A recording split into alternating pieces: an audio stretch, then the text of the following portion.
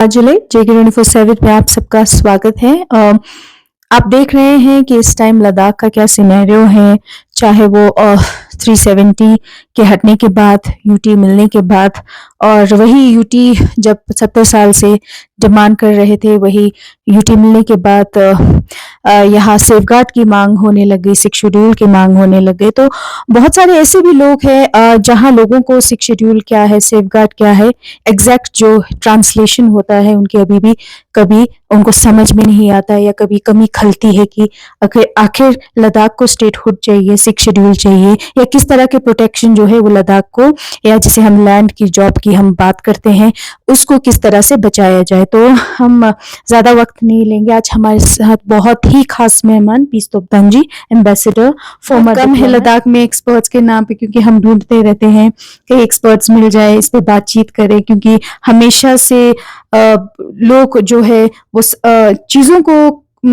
शायद नजरअंदाज भी हम यही कहेंगे, क्योंकि एक्सपर्ट एक राय जो है हमें कम यहाँ पे लद्दाख में मिलता है। तो आज आप हमारे साथ जुड़े हैं, तो हमें लगता है कि बहुत सारी चीजों पे लोग जो जानना चाहेंगे या लोग जो समझते हैं, पहले उस पे बहुत बहुत स्वागत करते हैं हम।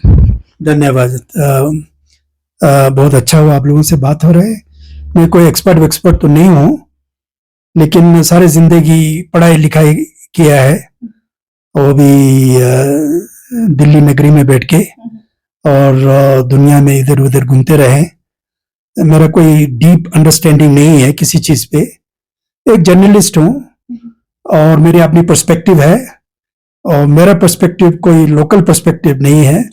मेरा अपना एक नेशनल पर्सपेक्टिव है, एक इंटरनेशनल पर्सपेक्टिव है, एक स्ट्रेटेजिक पर्सपेक्टिव है, और उसी पर्सपेक्टिव के अंदर ही मैं बात करता हूँ। बाकी मैं पॉलिटिकल नुआंसेस में जाता नहीं हूँ, ना कि ऐसे कोई माइनर इश्यूज में मैं नहीं जाता हूँ, क्योंकि मुझे डिटेल्स में पता नहीं है। मेरे पास ज्यादा फैक्ट्स नहीं है, मेरे पास कोई डेटा नहीं है, लिमिटेड अंडरस्टैंडिंग है। उसी के अंदर में किसी इश्यू पे डिबेट करने के लिए तैयार हूँ, उस पे मैं अपना ओपिनियन रखने के लिए तैयार हूँ। लेकिन मेरा ओपिनियन अच्छा है खराब है, मैं इसी किसी पर डाल रहा हूँ, ये मेरा कोई मंशा नहीं है। मेरी अपनी थिंकिंग है, और as a free citizen of this country मैं अपना ओपिनियन रख सकता हूँ। यही मेरा एक थिंकिंग है जी। आप बहुत ही बड़े एक जियोपॉलिटिकल उस पर आप बात भी करते हैं, इंडिया और यहाँ दूसरे कंट्रीज के जो रिलेशंस है उस पर आप नेशनल टीवी, इंटरनेशनल टीवी पे भी आप नजर आते हैं, और आप खास एक ऑथर भी हैं, आप किताबें भी लिखते हैं। तो सर, हम लद्दाख के कॉन्टेक्स्ट में आपसे बात करना चाहेंगे, क्योंकि लद्दाख के लोग इस समय भी, बहुत लोग ऐसे भी हैं जो काफी कंफ्यूज्ड हैं लद्दाख के प्रोटेक्शन को लेके। तो सबसे पहले आपसे ये जानना चाहेंगे कि 370 जब यहाँ से हटा, तो आप क्या समझते हैं, कैसा इम्पैक्ट रहा लद्दाख पे?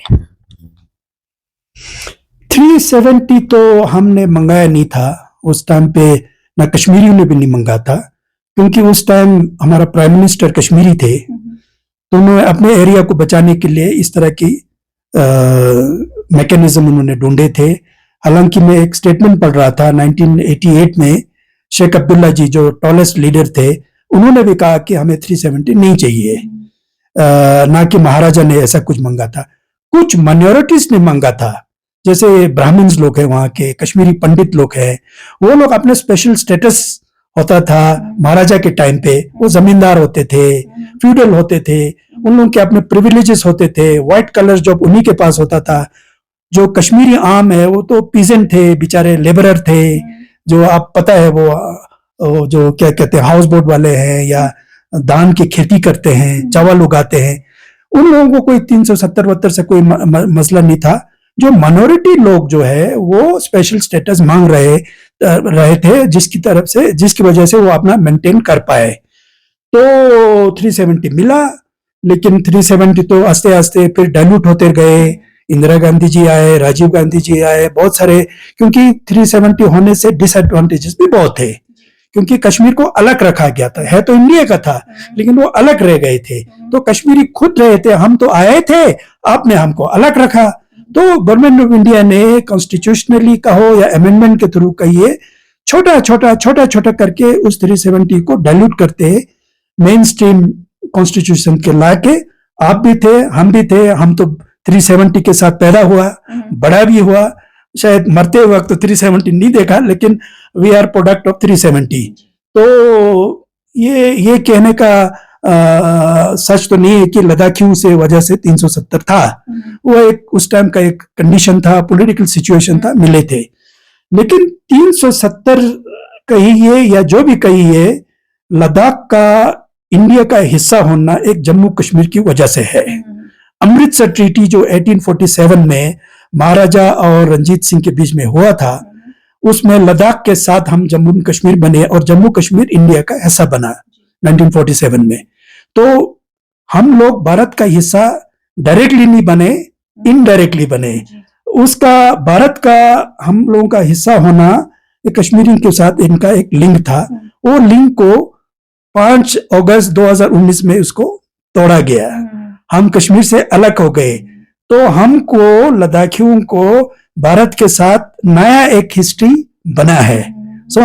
Songbasang, this history is quite different from the Kashmir aspect of our history. Virtually ऐसा हो गया है कि आप लद्दाख को अपने आप को प्रूव करना पड़ेगा इंडिया का हिस्सा बनने के, ना कि थ्रू कश्मीर। तो इसीलिए ये सारे अमेंडमेंट आए हैं। 5 अगस्त से ये जो चीजें बने हैं, यूटी बने हैं, जो भी बनेंगे एक लेजिस्लेशन के थ्रू बने हैं, एक प्रेसिडेंशियल ऑर्डर के थ्रू बना है, पार्लियामेंट एक्ट के थ्रू बना है। तो आगे देखना है इसको कैसे होता है। लेकिन अब ये कहना कि हमें जल्दी जल्दी में ये सब कुछ हो जाएगा, नहीं है। मैं तो किसी क्रिएशन में बिलीव नहीं करता हूं, मैं एक इवोल्यूशन में बिलीव करता हूं।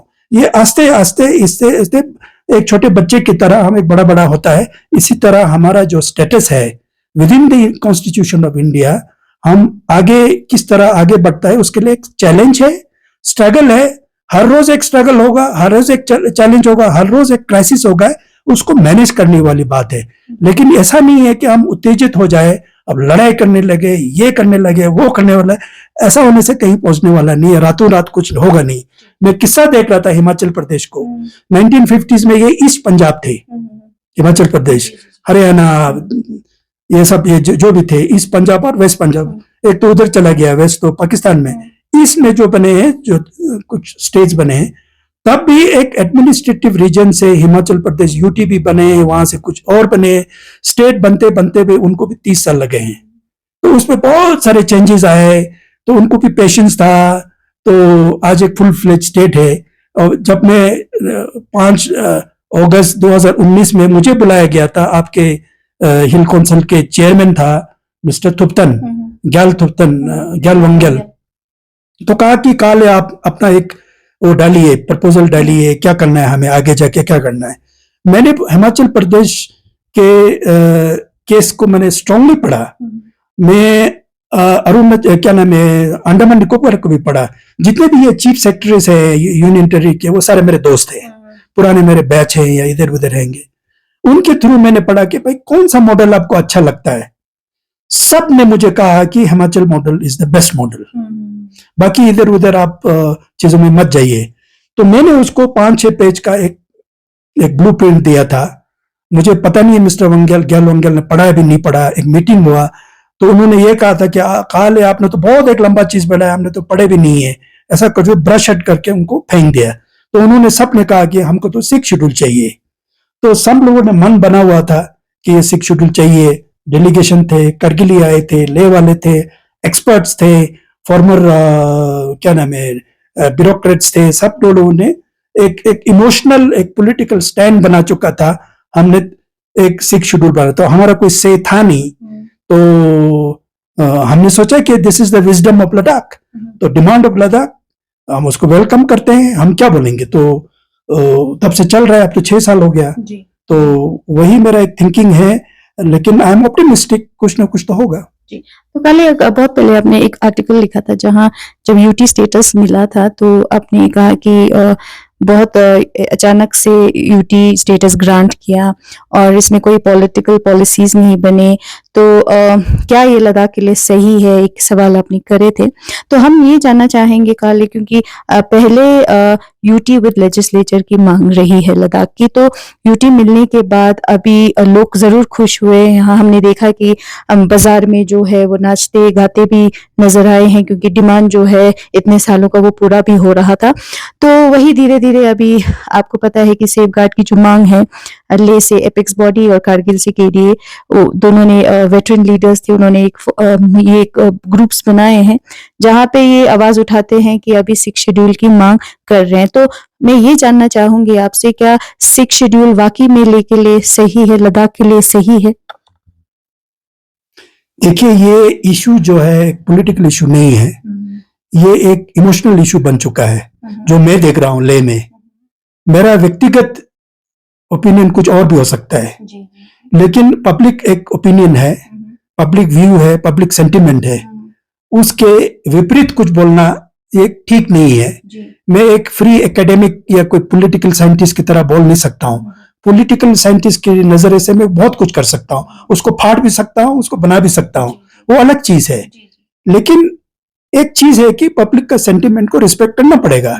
जो मैं यहाँ पे देख रहा हूँ, एक पब्लिक इशू बना है, तो पब्लिक इशू ही रहने दीजिए, ये आंसर सिर्फ पब्लिक से आएगा। लेकिन जब आप कह रहे हैं कि ये अचानक मिला है यूटी, ये थोपा गया है, कोई बनाया नहीं है, वो मैं एक साइंटिफिक ढंग से कह रहा हूं, क्योंकि उसका एक आंसर तो ये भी है कि हम तो 1950 से मांग कर रहे थे, है ना। इसलिए कि ये कोई नया चीज तो है नहीं कि अचानक प्रधानमंत्री मोदी जी ने हमें दे दिया कल, ये तो हम बहुत सालों से मांग रहे थे, तो उसका एक तरीका। लेकिन मैं ये नहीं देख रहा हूं कि ये जो यूटी का जो कन्फर्मेंट है, ये एक पॉलिटिकल प्रोसेस से नहीं हुआ है। मैं पहला आदमी हूं जो, आप गूगल वगैरह सर्च कर दीजिए, स्मॉल स्टेट बिग स्टेट एक सिंड्रोम होता है, एक बहुत सारी किताबें लिखा है। उस किताब में I was the first to articulate UT status for Ladakh, maybe 30 years ago, 20 years ago। कहीं भी आप लोग यहाँ पे बात करना अलग चीज है, एक रिसर्च एरिया में जाइए कि पहली बात है यूटी का किसने बात किया है। हवा में पॉलिटिकल बात करना अलग होता है, साइंटिफिक ढंग से उसको बात करना अलग चीज होता है।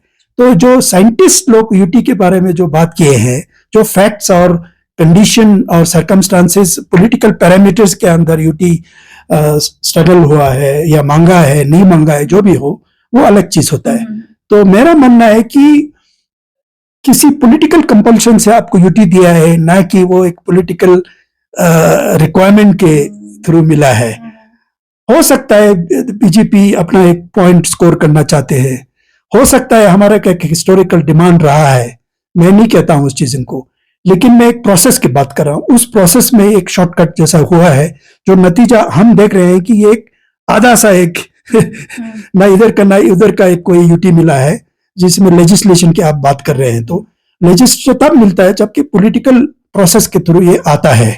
ये किसी वैक्यूम में तो ये बात आता नहीं है, हवा में यूटी नहीं बनता है, बनता है किसी बेसिस पे बनता है। उस बेसिस में जो पॉलिटिकल डिमांड है, पॉलिटिकल थिंकिंग है, पॉलिटिकल पैरामीटर्स है, मुझे उसमें वो क्वालिफाई होते हुए नहीं देखा है।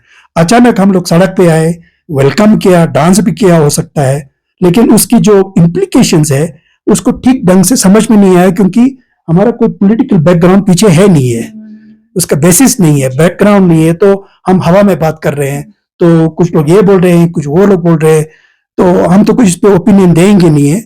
लेकिन मैं नहीं मानता हूं कि लद्दाख को कोई भी चीज मिलेगा, स्टेटस मिलेगा, मैं एक लद्दाख के टेरिटरी के स्टेटस से मांगना चाहिए, ना कि ट्राइबल के स्टेटस पे।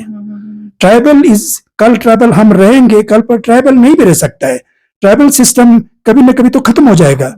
वो एक कॉन्स्टिट्यूशन में एक प्रोविजन है, वो भी एक लिमिटेड पीरियड के लिखा है। अब जैसे रिजर्वेशन है, पहले 50 साल बोला था, 70 साल बोला।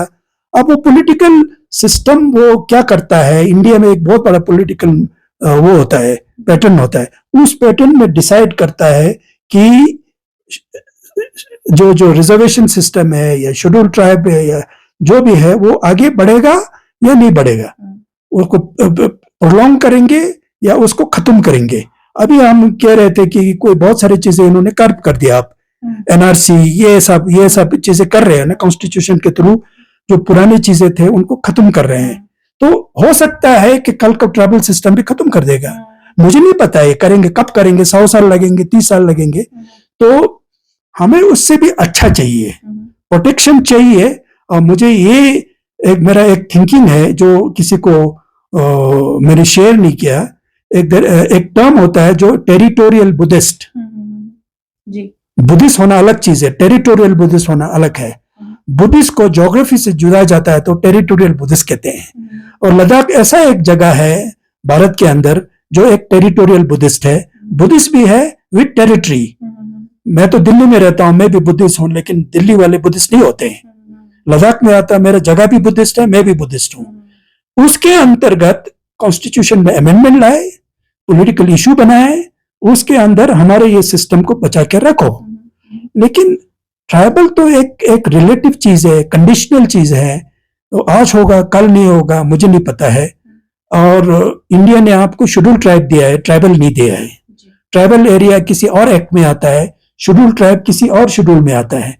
तो दोनों चीज को मिक्सअप में अभी मैंने देखा कि हम 90% ट्राइबल है।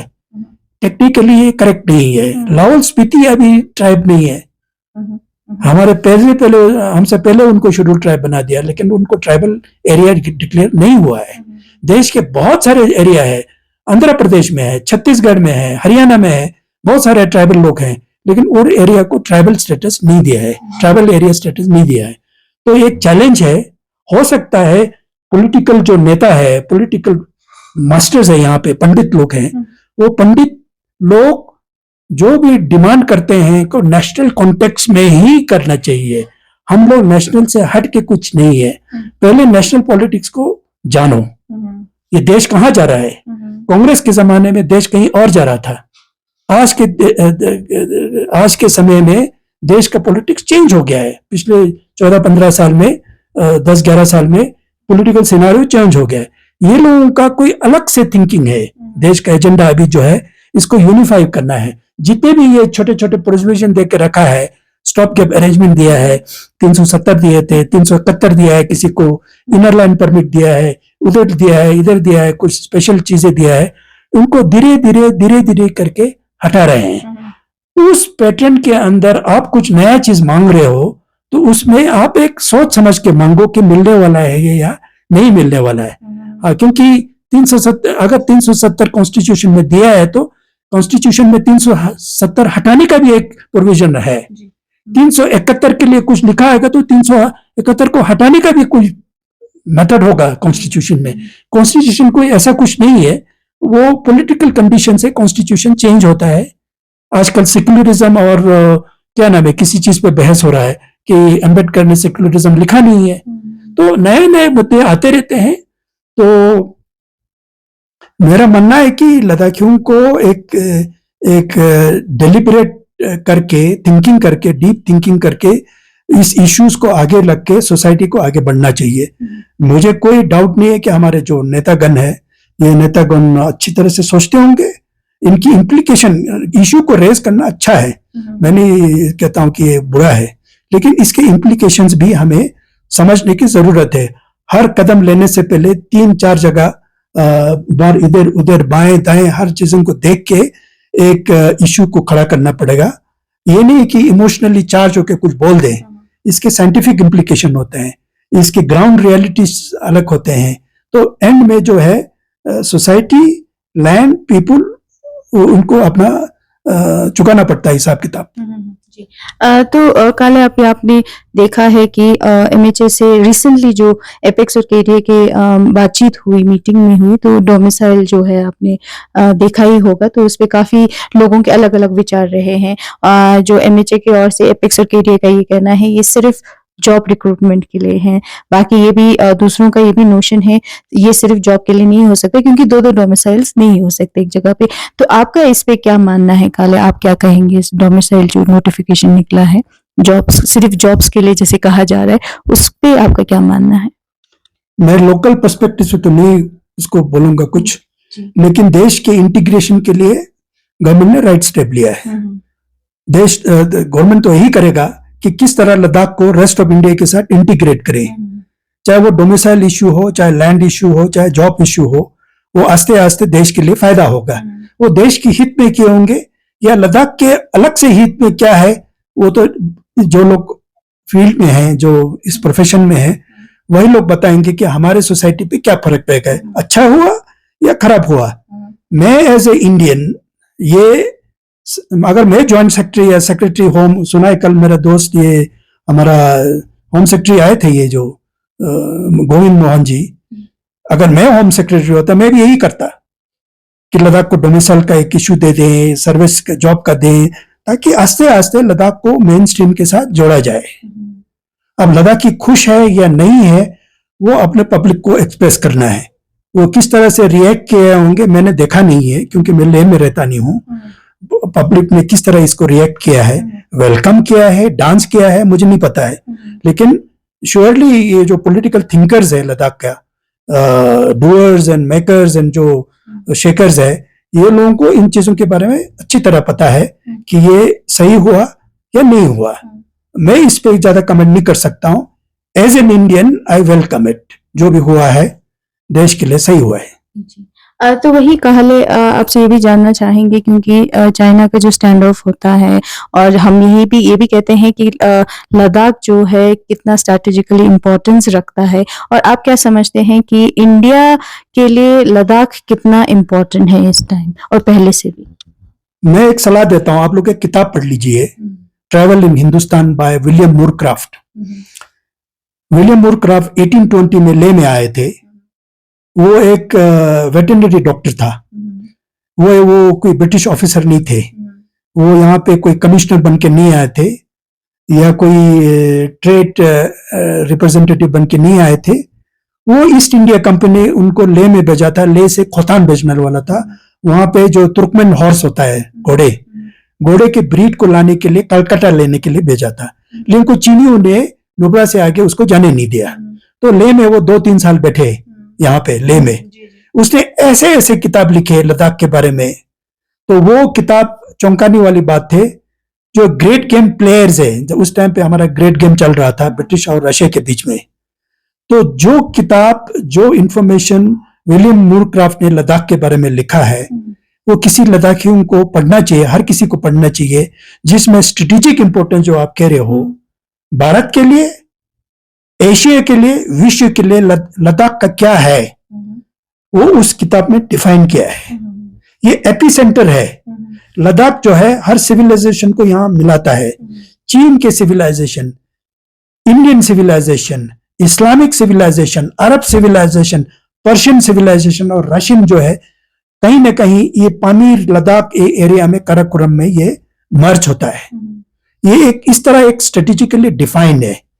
दूसरा, जो रोल ठीक है ग्रेट गेम ब्रिटिश और इंडिया ने खेला था, इस एरिया में लद्दाख के वजह से खेला था।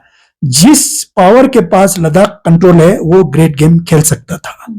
तो विलियम मूरक्राफ्ट ने कहा कि ब्रिटिश इंडिया गेम इसलिए खेल सकता है क्योंकि वो लद्दाख में बैठा है। लद्दाख में किस लिए बैठा है? वो पश्मीना शॉल को कंट्रोल करता है। पश्मीना शॉल के ट्रेड को कंट्रोल करता है। हमारे पश्मीना शॉल के वजह से जार ऑफ रशिया, जो रशिया का राजा है, उसने भी लद्दाख के साथ संपर्क बनाने का कोशिश किया था। डोगरा जोरावर सिंह भी यहाँ पे आक्रमण के लिए आए थे 1834 में। वो भी किसी न किसी रूप से पश्मीना के ऊपर कंट्रोल करने के लिए आए थे। चीनियों को पता नहीं था ये, ना तिब्बतियों को कोई पता नहीं था। मूरक्राफ्ट कहते हैं लद्दाख में बैठ के तिब्बत का पश्मीना वुल को हम कंट्रोल कर पाएंगे, ये गोल्ड से भी ज्यादा वैल्यूएबल है, और पश्मीना वुल के ट्रेड को लेके हम ग्रेट गेम खेल सकते हैं और दुनिया का सबसे बड़ा ताकतवर देश बन सकते हैं। हमारे पास कॉटन तो है नहीं है, हमारे पास लोहा तो है नहीं है, आयरन ओर तो है नहीं है, कोल तो है नहीं है। हमारे जो कुछ है वो है पश्मीना शॉल। और पश्मीना शॉल और लद्दाख को कंबाइन करके ब्रिटिश जो है वर्ल्ड का एक एम्पायर बनने का वो सपना देख रहे थे। क्योंकि वो पॉलिटिकल ऑफिसर नहीं थे, वो सिर्फ घोड़ा देखने वाला एक डॉक्टर था, उसके बाद कुछ सीरियसली नहीं लिया है। लेकिन जो लद्दाख का स्ट्रेटेजिक इंपॉर्टेंस है, जो तिब्बत और चीन पे जो आक्रमण करते थे, ये मंगोल लोग करते थे, जुंगार लोग करते थे, ये हॉर लोग करते थे, लद्दाख के थ्रू जाते थे। चंगथंग ये जो अक्साई चीन कह रहे, वहां से वो रेड करते थे तिब्बत में, और तिब्बत हम लोगों को जुलेब होता था। और मूरक्राफ्ट की किताब में लिखा है, चीनी और तिब्बती लोगों में हमें ब्राइब करते थे लद्दाख के राजा को, यहाँ से रास्ता रोको, नुब्रा से इन लोगों को अटैक मत करने दो, तो ये रास्ता जो है ना बंद करके रखा था। तो इस तरह लद्दाख की strategic importance, mountain, river, plains, plateau, इन सब का अपना अपना एक रोल है। तो बहुत बड़ा अच्छी तरह से ये इन्होंने लद्दाख के रोल को डिस्क्राइब किया है, जो आजाद हिंदुस्तान, जो इंडियन गवर्नमेंट है, ठीक तरह से समझ नहीं पाया। इसी वजह से हम अपना जमीन को खो रहे हैं इधर का उधर। एक लिसनिंग पोस्ट था लद्दाख में, बैठ के चीनी पता करते थे, चीनी बहुत जासूस थे यहाँ पे, वो लद्दाख को इसलिए करते थे, ये कश्मीरी क्या कर रहा है, पंजाबी क्या कर रहा है, पर्शियन क्या कर रहा है, रशियन क्या कर रहा है, ये एक लिसनिंग पोस्ट था। लद्दाख में बैठ के सारा इंफॉर्मेशन, अभी आप ताइवान में जाएंगे, ताइपाई में, लद्दाख का सारा मटेरियल ताइपाई में मिलेगा। इंफॉर्मेशन किसने कलेक्ट किया? चीनियों ने कलेक्ट किया। चीन और ताइवान तो एक था उस टाइम पे। तो जब ये ताइवान अलग हो गया तो सारे इंफॉर्मेशन आर्कियोलॉजिकल लाइब्रेरी से उठा के ताइवान ले गया। अभी बहुत सारे रिसर्चर जो है ताइवान में बैठ के लद्दाख के बारे में रिसर्च करता है, उसमें ये निकलता है कि लद्दाख क्या इंपॉर्टेंट है। तो हमारे अपने स्टूडेंट लोग नहीं पढ़ते हैं, इंडियन स्टूडेंट नहीं पढ़ते। इंडियन तो जो अंग्रेज लिखता है उसी को दोबारा रिपीट करता है, तो उसमें ये तिब्बत का हिस्सा बोलते हैं जो आधा सच नहीं है। लद्दाख का अपना रोल था, अपना राजा था, एक किंगडम था, जो भी था, अच्छे थे, बुरा थे, गरीब थे, अमीर थे, वो अलग बात है। हमारा एक आइडेंटिटी था जो रशिया से लेके, पर्शिया से लेके, सेंट्रल एशियन से लेके हर कोई हमसे संपर्क रखना चाहता था। उसको हमने ठीक तरह से नर्चर नहीं किया। हाँ, कोई उसने हमें बर्बाद करके गया, दूसरा कोई बर्बाद करके गया, किसी ने आक्रमण किया, और आज ऐसे स्थिति पे आ गया कि अभी अब हम इंडिया का हिस्सा है, इंडियन गवर्नमेंट कंट्रोल करता है। तो लेकिन मैं नहीं समझता हूँ उतना क्या स्कोप होगा। अब लद्दाख का हिस्ट्री भी लिखता है, क्योंकि इंडियन पर्सपेक्टिव से लिखना पड़ेगा आपको, क्योंकि लद्दाखी पर्सपेक्टिव तो है ही नहीं है। अभी गलवान हुआ है, अभी दमचौक होता है, कभी देपसंग होता है, उस पर क्या लद्दाखी पर्सपेक्टिव है? मैं तो ये भी नहीं बोल सकता ये मेरा है, कुछ नहीं बोलता है। मिनिस्टर ऑफ एक्सटर्नल अफेयर्स बोलता है जो बोलता है, हाँ ठीक है ना, वो दिल्ली वाले बोलते हैं, मैं नहीं बोलता हूँ। सिंदूर होता है, मैं क्या बोलूंगा आप इसमें? तो हमारा कोई ऐसा कोई कैपेसिटी बना नहीं है। हालांकि जो इंस्टीट्यूशंस है, बसगो इंस्टीट्यूशन है, वनला इंस्टीट्यूशन है, ग्या इंस्टीट्यूशन है, हिमिंस इंस्टीट्यूशन है, इसको नर्चर कर सकते हैं, किसी लिमिटेड ढंग से उसको इवॉल्व कर सकते हैं, अपनी हिस्ट्री को रिसरेक्ट कर सकते हैं। मेरा बहुत बड़ा कंट्रीब्यूशन है ग्यापो सिंगे नामग्याल को रिसरेक्ट करने में, लामा तख्तंग रेस्पा को आगे बढ़ने में, मेरा कुशोक बकुला को आगे करने में बहुत हमारा योगदान रहा है। लेकिन उसको साइंटिफिक ढंग से इवॉल्व करना चाहिए, ना कि वो सिर्फ रिलीजियस ढंग से उन चीजों को इंटरप्रेट करे। वो रिलीजन अलग चीज होता है, हिस्ट्री अलग चीज होता है, दोनों को मिक्सअप करना बड़ा मुश्किल होता है, क्योंकि एक दूसरे को काटता है। जो हिस्ट्री जो है रिलीजन का विपरीत है, वो रिलीजन हिस्ट्री को नहीं मानता है, और हिस्ट्री एक साइंटिफिक ढंग है, हिस्ट्री को अपने तरीके से इंटरप्रेट करना चाहिए। और मैं नहीं लगता हूं कि हिस्टोरिकली कॉन्शियस लद्दाखीज नहीं है, रिलीजियस कॉन्शियस लद्दाखीज हैं, बड़े हैं। हमारे सारे लद्दाखी लोग रिलीजन में मानते हैं, अच्छी बात है, रिलीजन होना चाहिए। लेकिन लद्दाखियों को हिस्टोरिकली, ज्योग्राफिकली हर चीजों से अवेयर होना चाहिए, कॉन्शियस होना चाहिए। फिर उसको लेके कोई भी चीज political, short term, mid term, long term, जो भी इंटरेस्ट है उसको उसी फ्रेमवर्क के अंदर परस्यू करना चाहिए, उस हिस्टोरिकल फ्रेमवर्क में। अब स्टेटहुड बनेगा, एक केस बनाना पड़ेगा ना, लॉकडाउन में शॉर्ट करके तो नहीं होगा। लद्दाख को स्टेट कैसे बनना चाहिए, उसका एक फ्रेमवर्क बनेगा। किसी चीज के लिए एक फ्रेमवर्क जरूरी होता है। वो फ्रेमवर्क हम ऐसे बैठ के कोई कागज पे पेंसिल से तो नहीं बना सकते हैं, उसके लिए बहुत सारे मटेरियल जाता है, उसमें थिंकिंग जाता है, माइंड जाता है, थॉट जाता है। तो उसको नर्चर करना चाहिए, उसको ब्रिंग अप करना चाहिए। सासना बाग में अगर फूल खिलाएंगे ना, तो हर चीज को मेहनत करके, बीज डाल के, क्या कहते हैं, खाद डाल के, पानी डाल के फिर बगीचा बनता है। इसी तरह लद्दाख को आगे बगीचा बनाना है तो उस कंडीशंस को फुल अप करना पड़ेगा। उसके लिए क्या क्या रिसोर्सेज चाहिए उसको सोचना पड़ेगा। इसको सिर्फ मुल्टुक मर के नहीं होगा, वो मुल्टुक मर के कुछ मिल भी जाएगा, उसका नतीजा फिर शॉर्ट सर्किट रहेगा, उसके जो जो लॉन्ग टर्म इसका जो इफेक्ट होगा वो फिर कुछ ना कहीं शॉर्टेज रहेगा हमें, अरे ये ऐसा ठीक नहीं था, ये ऐसे गलत हुआ है, या हमें तो कुछ फायदा हुआ नहीं है, इस तरह के सवाल पैदा होते रहेंगे। जी, तो जैसे आपने कहा कि जिस तरह से मांग चल रही है सेफ गार्ड की, चाहे आप स्टेटहुड की बात करें, चाहे 6 शेड्यूल की बात करें, तो एक प्रॉपर, जैसे आपने कहा कि एक प्रॉपर रिसर्च होना चाहिए, हिस्ट्री पे बातचीत होनी चाहिए। हम रिलीजियस की तरफ ज़रूर है, क्योंकि आपने कहा होना भी चाहिए रिलीजियस सेंटिमेंट्स, तो कहीं ना कहीं हिस्ट्री को नर्चर करना बहुत ज़रूरी है। तो आपसे ये भी जानना चाहेंगे, हम कल्चर के नाम पे बहुत सारे इवेंट्स ऑर्गेनाइज करते हैं, जैसे आर्टिजन्स को बुला लिया, अलग अलग जगहों से आर्टिजन्स को बुला लिया, या क्यूजीन्स लगवा लिए, या यहाँ पे मार्केट में बहुत सारे स्टॉल्स लगते हैं जहाँ आपको लद्दाखी ट्रेडिशनल खाना मिलता है एक दिन के लिए, 2 दिन के लिए। तो कल क्या आपको लगता है ये सब चीजें कल्चर को बचाएगा? देखिए, कल्चर बोल के कोई चीज कॉमोडिटी नहीं होता है। मैं डायरेक्टर कल्चरल सेंटर रहा था विदेश में, Indian council of cultural relations का मैं हेड था किसी बाहर के मुल्क में, जो कि मिनिस्ट्री ऑफ एक्सटर्नल अफेयर्स के अंदर आता है। मैंने 3-4 साल एक डायरेक्टरशिप पे करा। मैंने इंडियन के कल्चर के सारे किताबें पढ़ लिए, भरतनाट्यम पढ़ा, कुचिपुड़ी पढ़ा, कथकली पढ़ा, उड़ीसी पढ़ा, सब कुछ मैंने पढ़ा है। महाभारत पढ़ा है, रामायण पढ़ा है, अर्थशास्त्र पढ़ा है, सब कुछ पढ़ा है।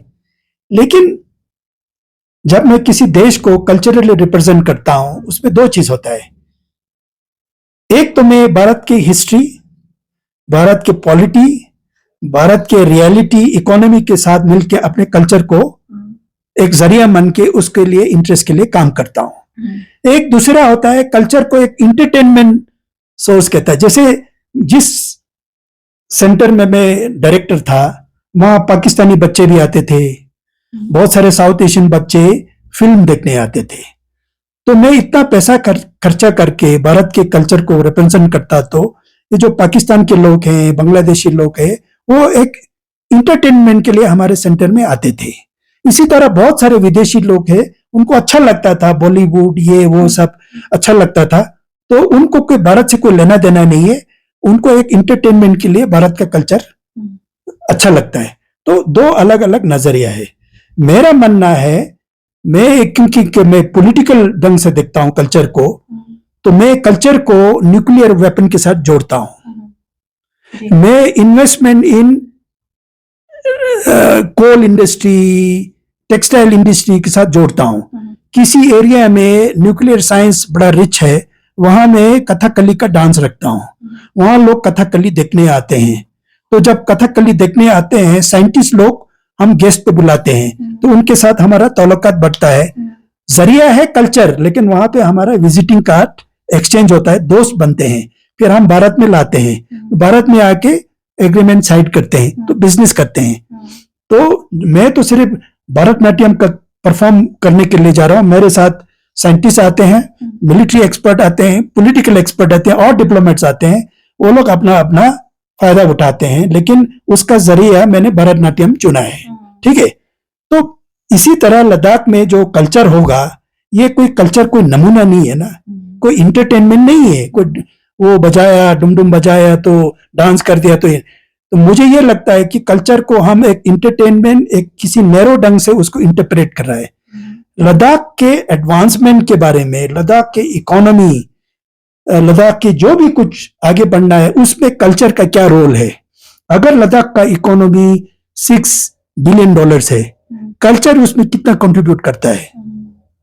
हर बोले अभी विकसित भारत है, 2047 में विकसित भारत होने वाला है। हमारा इकोनॉमी अभी $3-4 ट्रिलियन है। 2047 में हमारा इकोनॉमी 40 ट्रिलियन बनने का हम सबने देख रहे हैं देश में। उसमें कल्चर का क्या रोल होगा?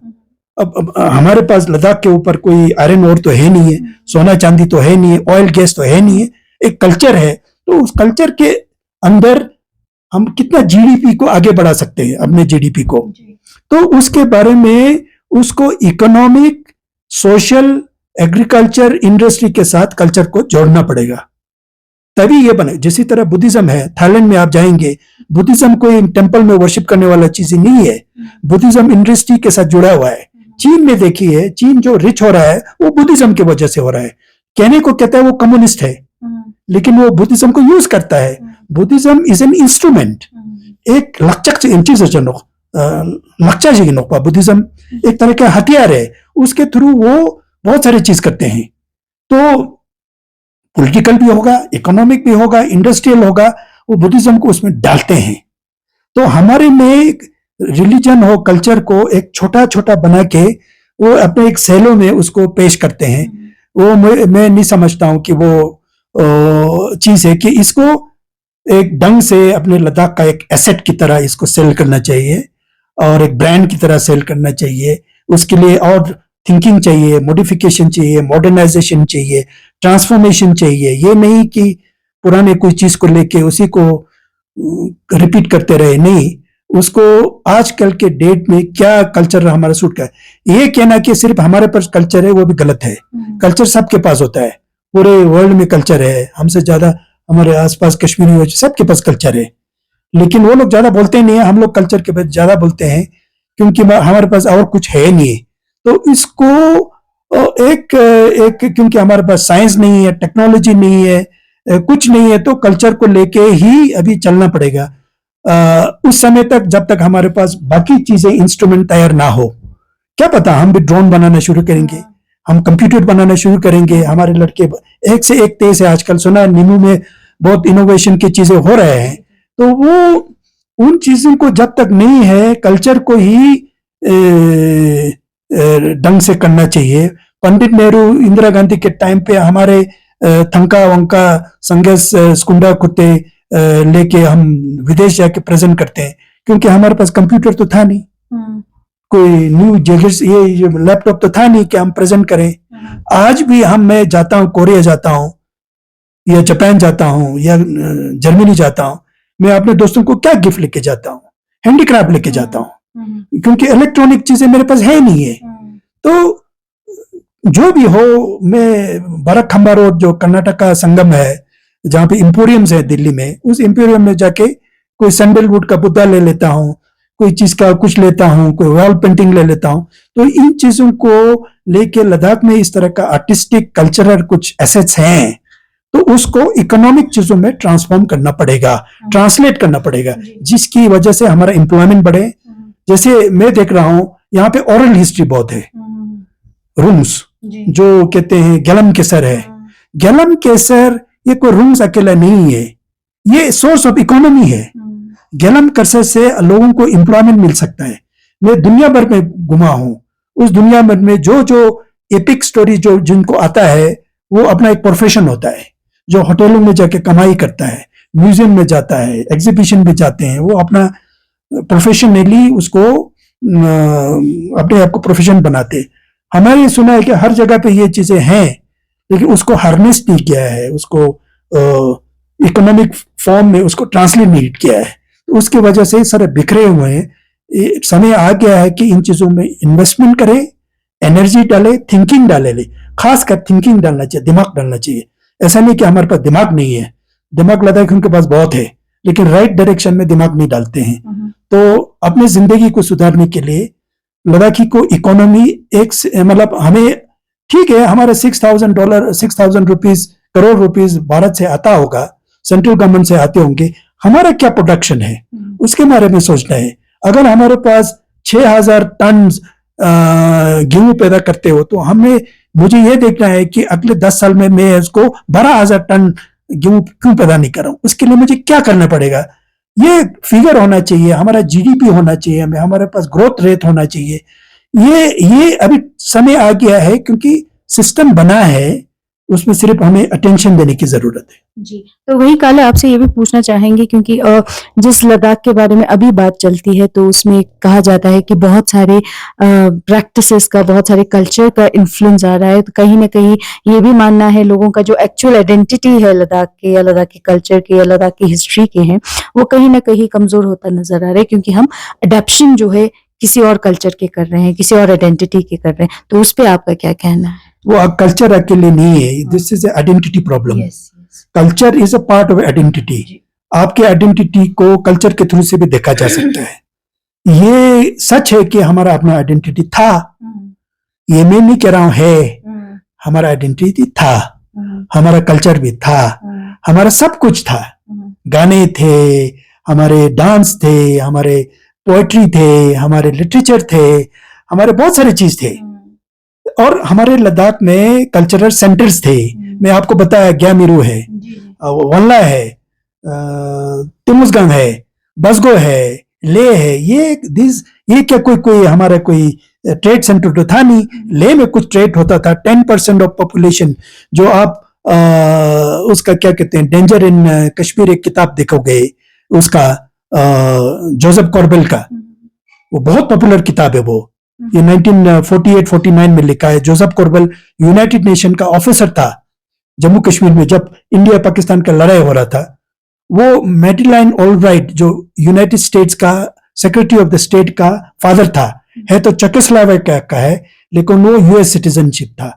उन्होंने एक किताब लिखा है, उसमें एक चैप्टर लद्दाख के सेपरेटिज्म, जो किसी के लोग अभी एक डिबेट में थे कि रिम्पोचे कुशोक बकुलो ने कहा था कि हम कहीं चले जाएंगे, कहाँ चले जाएंगे, चाइना जाएंगे कि तिब्बत जाएंगे, कुछ बोला था।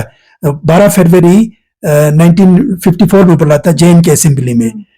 उस किताब में लिखा है कि 94% जो है एग्रीकल्चरिस्ट थे, फार्मर थे, 6% लोग जो है नॉन फार्मर थे।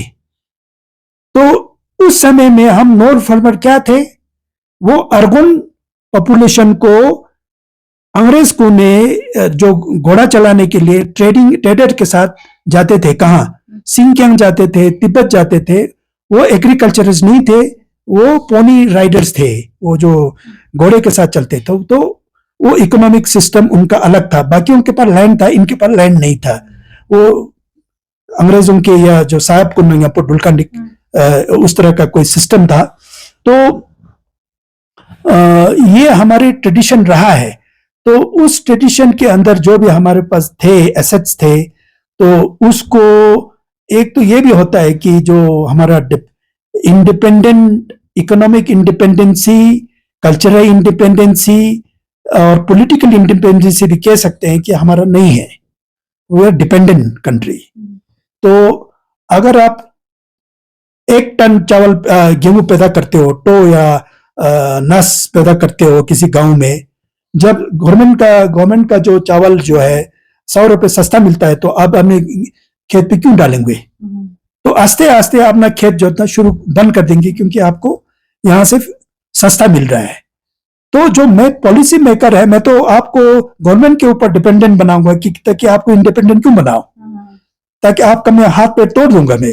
ठीक है, अब तो अपना चाय भी तो चेंज नहीं करता है, आप तो गैस पे लाता है। जिस दिन मैंने गैस बंद कर देना है, वो आप आ गया ना, फिर आपका खत्म हो गया सब कुछ।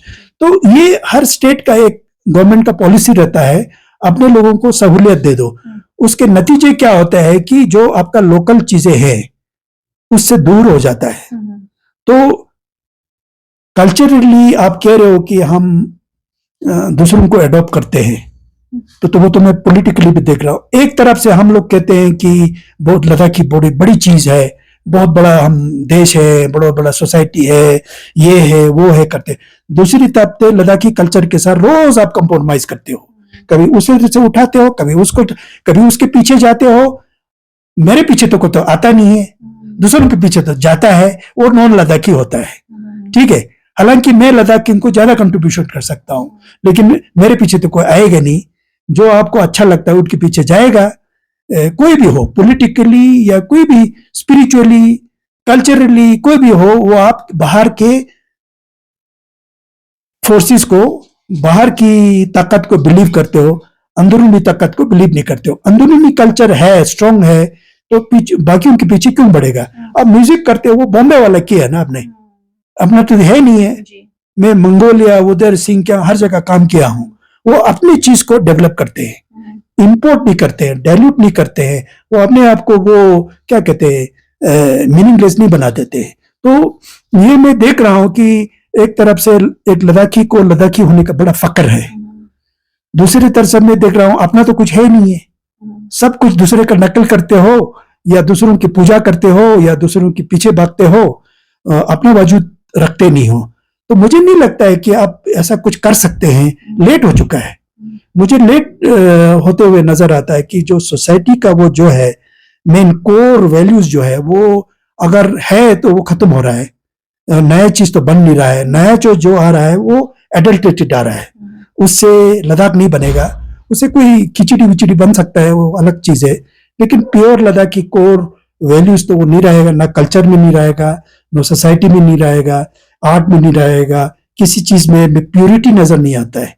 वो प्योरिटी मैं अपने आप को देखता हूं तो लद्दाख की प्योरिटी एक इनोसेंटनेस, एक सिंसियरिटी से आता था। अब मैं कहीं बाहर जाता हूं तो मुझे वो सिंसियरिटी दिखाई नहीं देता है। हाँ, ठीक है, तो वो अभी एक सिस्टम उसको कंट्रोल करता है, वो सिस्टम के डर से कुछ चल रहा है तो चल रहा है, नहीं तो ये हैवायर होने वाला है। तो वो ये डायरेक्शनलेस है, कोई किस डायरेक्शन में जा रहा है मुझे ये भी समझ में नहीं आ रहा है। कोई रिलीजन डायरेक्शन में जाता है, कोई उस डायरेक्शन में जाता है, कोई उस डायरेक्शन में जाता है। तो दूसरा ये है कि religion itself is not an identity, religion is a part of an identity. To me, मेरे को अपने एक लद्दाखी होने का फक्र है। बुद्धिज्म तो एक यूनिवर्सल है, बुद्धिस्ट तो इज लाइक ए सन, नीमे ओत सकजन हो यार, वो सन का शाइन है, वो पूरा यूनिवर्सली भगवान बुद्ध का छाया हुआ है। वो जापान में भी मिलेगा, अमेरिका में भी मिलेगा, चीन में भी मिलेगा, कहीं भी मिलेगा आपको।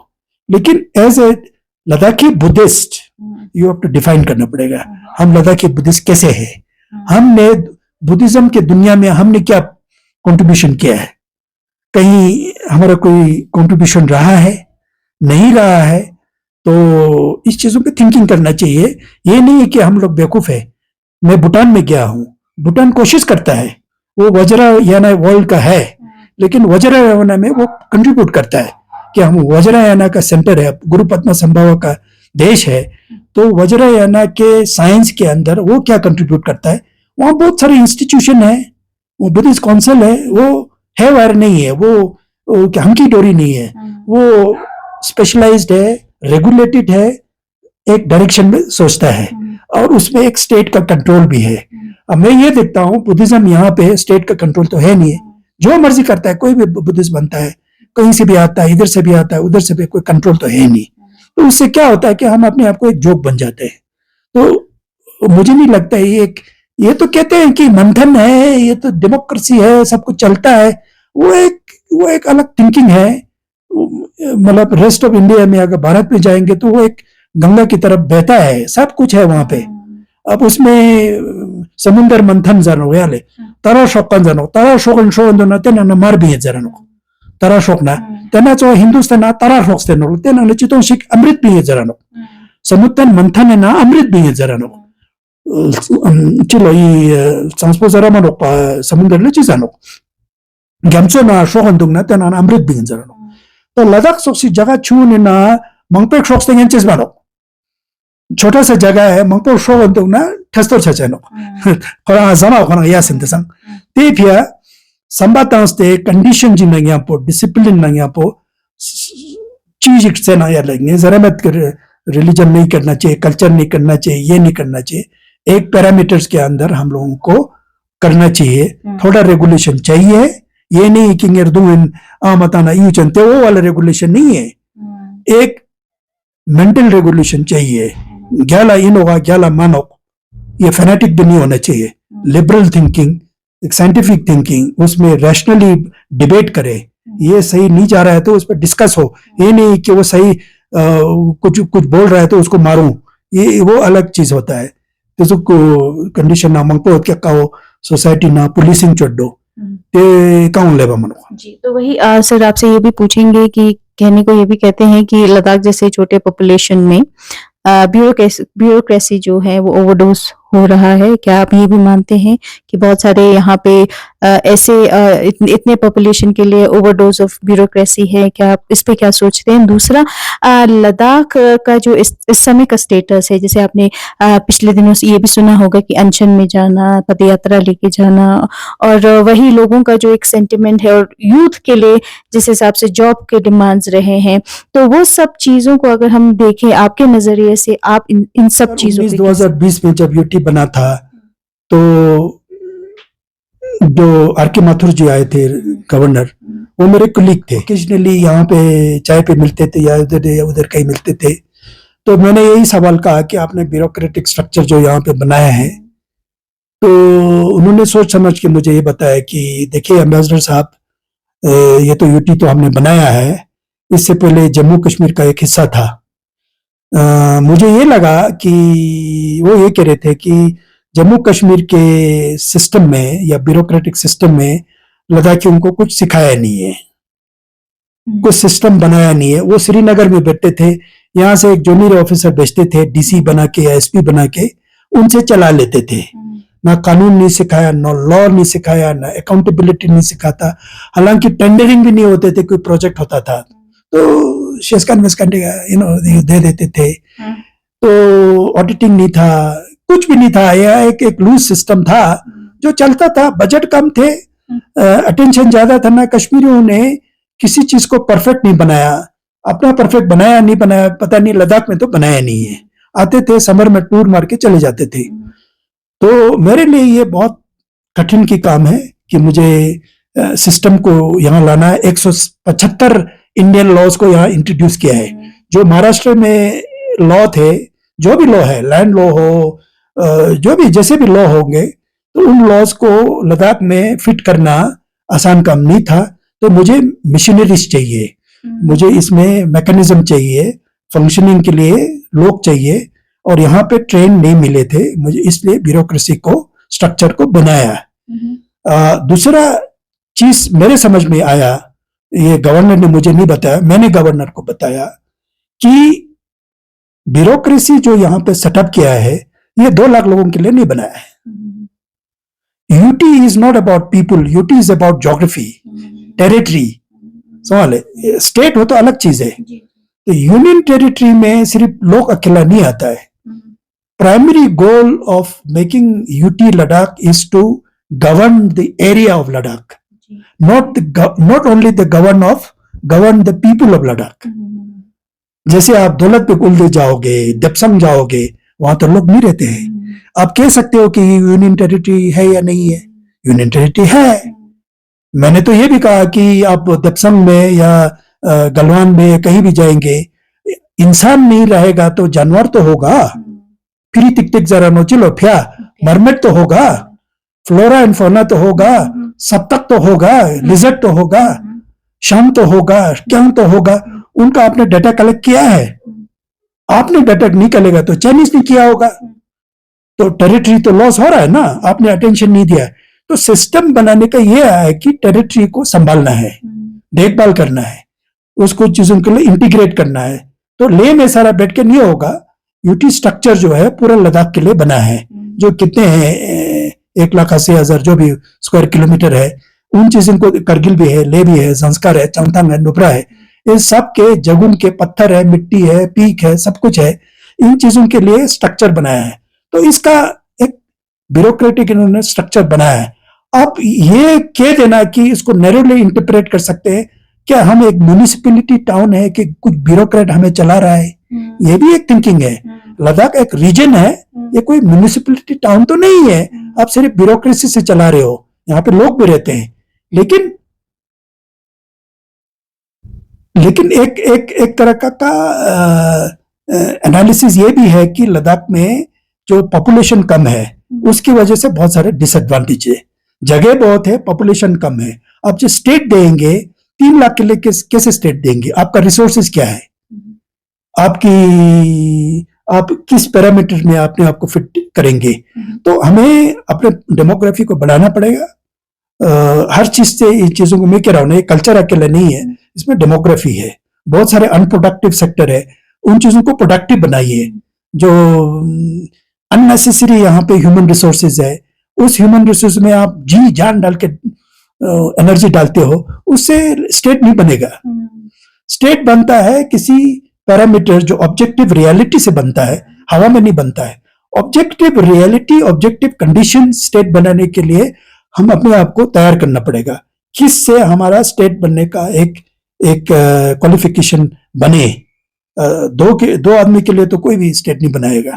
तो कहने के लिए तो आसान है, लेकिन इसमें एक साइंटिफिक थिंकिंग भी चाहिए एंड ऑफ द डे ये किसी चिल्लाने चीखने से कुछ नहीं होता है, एक रियलिटी होता है, उस रियलिटी के अंदर नापतोल होता है, उस नापतोल से पॉलिसी बनता है, पॉलिसी बनने के बाद इम्प्लीमेंटेशन होता है। तो पॉलिसी बनने से पहले, बनाने के लिए पॉलिसी का एक बेसिस चाहिए कि जिस पे अभी मैं टीवी पे बात कर रहा था, कहता है हिज हॉलीनेस को हम रिकग्निशन दे सकते हैं, जरूरी देना चाहिए, हम लेजिटिमाइज करना है, लेकिन उसके लिए एक पॉलिसी चाहिए। हाले ले लद्दाख के नंगपे चौदस अनाउंस कर देगा, ऐसा नहीं होगा, एक पॉलिसी होगा, पार्लियामेंट में एक्ट लाना पड़ेगा, हाले उस पे नई तरीके से एक पॉलिसी बनेगी, उसके अंतर्गत लॉ निकलेगा, लेजिस्लेशन होगा, उसके अंदर हम इस हॉलीनेस को क्या रिकग्निशन दे सकते हैं, हम उनको 15 दलाई लामा मान सकते हैं या नहीं मान सकते, हमारे पर एक सर्टिफिकेट देने का एक पावर चाहिए ना। अभी हमारे पास पावर नहीं है, किस रूप से बोल देंगे, 2 आदमी ने बोल दिया इस हॉलीनेस से बोलकर नहीं चलेगा ना। हमें एक प्रॉपर ढंग से स्टेट कन्फर्मेंट एक डिग्री देना चाहिए। कोई कॉलेज वॉलेज तो देगा नहीं, यूनिवर्सिटी तो देगा नहीं, स्टेट को देना पड़ेगा ना। स्टेट के पास ऐसा कोई पॉलिसी है, तो इसी तरह कुछ भी करने से पहले पॉलिसी को डिफाइन करना पड़ेगा, पहले पॉलिसी बनने से पहले होमवर्क करना पड़ेगा, क्या क्या हमको पॉलिसी सेट करने के लिए क्या क्या बातें चाहिए, पॉलिसी मेकर ले किसी को बोल देंगे आप पॉलिसी बनाइए, पॉलिसी बनाने से पहले वो भी दिमाग लगाएगा किस बेसिस पे मैं पॉलिसी बनाऊं। पॉलिसी बनने के बाद फिर आप उसमें पॉलिटिक्स डालिए, जो कुछ भी डालिए, डिमांड कीजिए, हड़ताल बोलिए, जैसे आप कह रहे हो भूख हड़ताल बोलिए। अभी तो पॉलिसी है नहीं है, अभी सिर्फ पॉलिसी है यूनियन टेरिटरी के लिए पॉलिसी बनाया है, हाल वहां पे प्रेसिडेंशियल ऑर्डर आया हुआ है, अमेंडमेंट किया है 9 अगस्त 2019 में। उस पॉलिसी के अंदर हम लोग इधर उधर जो भी करना है छोटा मोटा फिलअप कर रहे हैं। अब पॉलिसी बनने के लिए कुछ पैरामीटर्स चाहिए। मैं नहीं कहूंगा कि मैं भूख हड़ताल बैठ के पैरामीटर्स बन जाएगा, उसमें मुझे हार्ड वर्क करना पड़ेगा, स्ट्रगल करने का, अपने आप क्या क्या करना है, सोसाइटी में मुझे क्या क्या डिफिशियंसी है उसको ठीक करने का, पॉपुलेशन रेशियो क्या है, अर्बन रूरल में क्या है, लिटरेसी और इलिटरेट के बीच में क्या गैप है, इकोनॉमिक गैप कितना है, पुअर और रिच में क्या क्या गैप है। अब मैं ये देखता हूं कि फिलोक न पेने क्यों मिचूक जरा नो ना गांव पानो ने गांव ना डेवलपमेंट जो ना फिलोक सी पेने मक्यों ना नीचे मेरा पा साल है, मुझे किसी का सपोर्ट चाहिए, वो सपोर्ट मुझे बॉम्बे से मिलता है या मुझे दिल्ली से मिलता है, मैं सपोर्ट लेके अपने गांव में अपना एक होटल बनाऊंगा या जो भी बनाऊंगा। मैं ले वाला तो हूं नहीं, सब कुछ डेवलप हो चुका है यहाँ तो आप कह रहे हो कि बाहर वाला मत आओ तो गरीब उनको गरीब रखेंगे। अब मैं तो एक मार्क्सिस्ट हूं, मार्क्सिस्ट में गरीबी और अमीरी से भी देखता है। You are denying opportunity for the poors, stopping investment. आप चाहते हो सिर्फ ले अकेले में, ले में भी इन्वेस्टमेंट नहीं चाहिए, ले में बना है 370 के अंदर बना है, आपका अंदर इन्वेस्टमेंट बना है, बड़े बड़े एसेट्स बने यहाँ पे। हम लोग जैसे गरीब लोगों के पास नहीं है, हमारे पास एक कच्चा सा जमीन है, उस जमीन पे कुछ करेंगे तो लोग कह रहे हैं कि हम इन्वेस्टमेंट मत लाओ। तो मुझे समझ में नहीं आ रहा ये क्या है ये चीजें। तो हमें ये सोचना पड़ेगा कि पुअर ना रह जाए, गांव वाले गांव ना रह जाए, गांव वाले भी तरक्की हो। तो एक एजुकेटेड आदमी के ढंग से मैं इन चीजों को भी देखता हूँ, ये नहीं कि 2 आदमी ले में बढ़ के चिल्लाए हमको ये चाहिए वो चाहिए। तो हर चीज पूरे लद्दाख के पर्सपेक्टिव में देखना चाहिए। सिख शेड्यूल के फायदे भी होंगे, नुकसान भी होंगे। अरे उपशी संस्कार गुमला फिलोग रे न पेने ना ले ना गवर्नमेंट ने पेने मेड ना ले, वो तो बैकवर्ड ही रहेंगे, फिर कुछ डेवलप होगा ही नहीं। तो हमको बैलेंस करना है, बैलेंस करना है। कॉन्स्टिट्यूशन के साथ आप वैसे भी लड़ाई नहीं कर सकते हो, कितने बार लड़ाई क्या होगा। मैंने हिमाचल केस में देखा, मुझे एक चीफ सेक्रेटरी ने कहा इंडियन कॉन्स्टिट्यूशन के साथ आप लड़ाई नहीं कर सकते हो, दिमाग लगाओ, दिमाग से सॉल्यूशन निकलेगा। तो मैंने कहा क्या दिमाग लगाओ, अच्छे थिंकर लाओ लद्दाख में, बोलो कि टाटा और बिरला को भी आए लद्दाख में, हक माया नानक, यू कैनॉट स्टॉप देम। और अंबानी और अदानी को लद्दाख में आने से आप रोक नहीं सकते हो। क्योंकि ये भारत का एक अंग है। कॉन्स्टिट्यूशनली आप उनको रोक नहीं सकते हो। सिर्फ ये कह सकते हो अंबानी जी, अदानी जी लद्दाख में आओगे 20 कमरे से ज्यादा होटल नहीं बना सकते हो। आप एक क्लॉज लिख दो, तो 20 कमरा बनाने के लिए अदानी अंबानी यहां पे किस लिए आएगा? नहीं आएगा ना। तो कॉन्स्टिट्यूशनल उसको भी प्रोटेक्ट रहे, अपना मतलब भी पूरा हुआ है।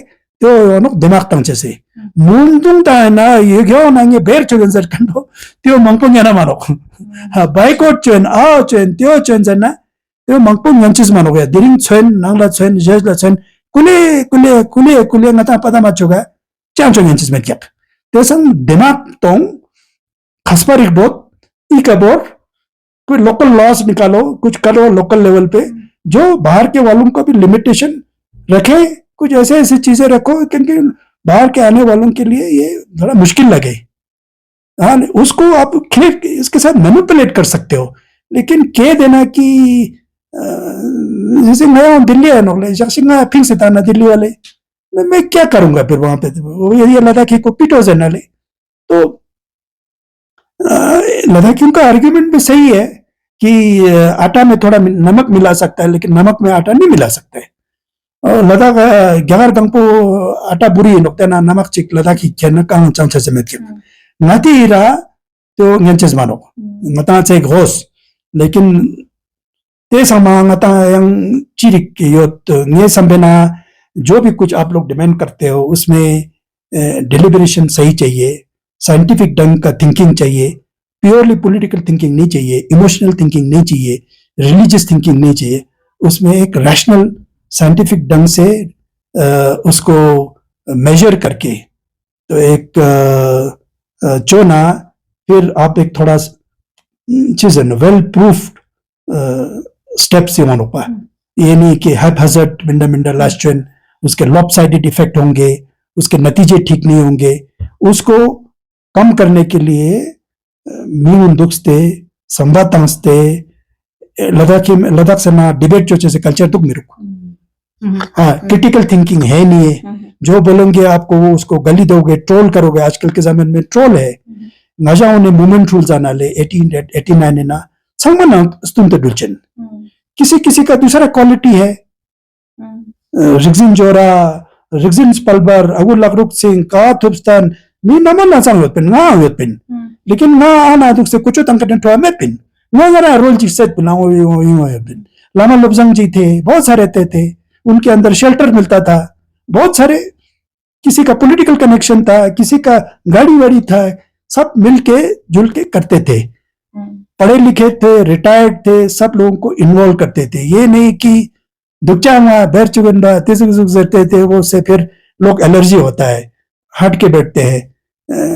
तो अभी तो एक सा कंडीशन आता है ना कि अपने आप को एसोसिएट नहीं करते इन चीजों के साथ, डर लगता है। डर किस लिए लगता है? क्योंकि वो एनवायरनमेंट है नहीं इन्वॉल्व होने के लिए। वो एक्सक्लूसिव कुछ लोगों का एक थिंकिंग है जो आम इंक्लूसिव थिंकिंग नहीं है, जो सब मिलके इस चीजों को लेके उसमें अलग अलग बातें होंगे, कोई क्रिटिसाइज करेगा, कुछ करेगा, लेकिन स्किल ये होना चाहिए कि उन चीजों को साथ लेके एक कॉमन रास्ते पे चले। अब ये कह देना कि सारे लोग लद्दाखी लोग 6 शेड्यूल चाहते हैं, ये भी कहना बड़ा मुश्किल है। कोई डाटा अवेलेबल तो है नहीं। होम मिनिस्ट्री में डाटा हमसे पूछते हैं बहुत सारे लोग, आप क्या सोचते हो? मैं कुछ नहीं सोचता हूं। अरे आप क्यों नहीं सोचते? नहीं सोचते तो नहीं सोचते हैं बस।